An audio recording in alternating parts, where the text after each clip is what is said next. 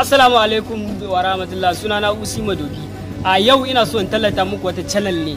Kun san duk channels din da suke arewa majority su nan maza ne. To akwai wata mace guda ɗaya tilo wacce ta bude channel mai abun mamaki wato gidan Bintu. Ita Bintun nan jaruma ce, tana yin waka, tana yin komai. Bintu ina yin ki. Kun ganta ita ce Bintun ta bude channel.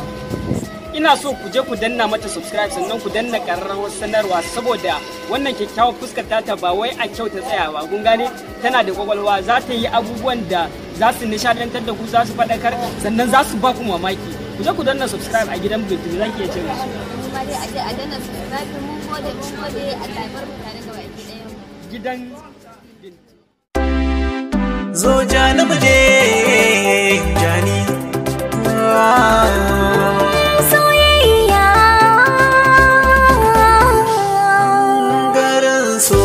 San bai bene nisa idan da tawa ba zan yi arowa.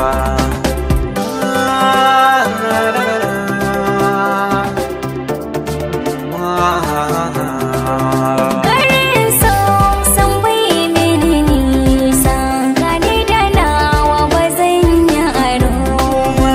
Kuda da nisa garin so za na je, zan shaida sanki nake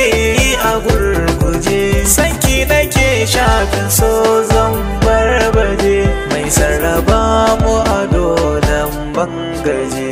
Zo ni zama tare ba ce ku ce ke ta wace ni ma na ki ne.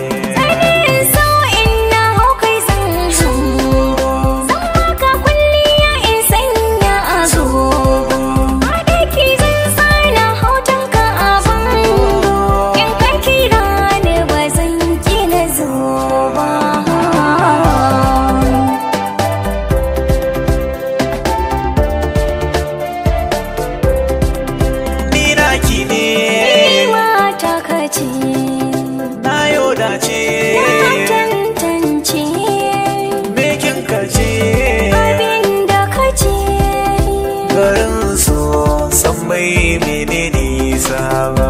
Garin so san bai mana nisa ba.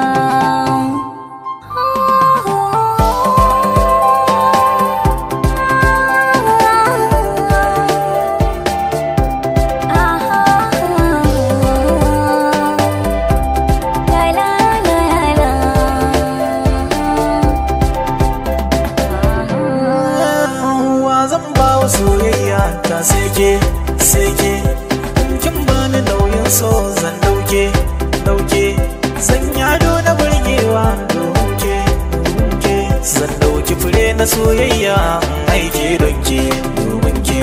Ga hannu na zo jani mu je garin so ban gan shi da nisa ba.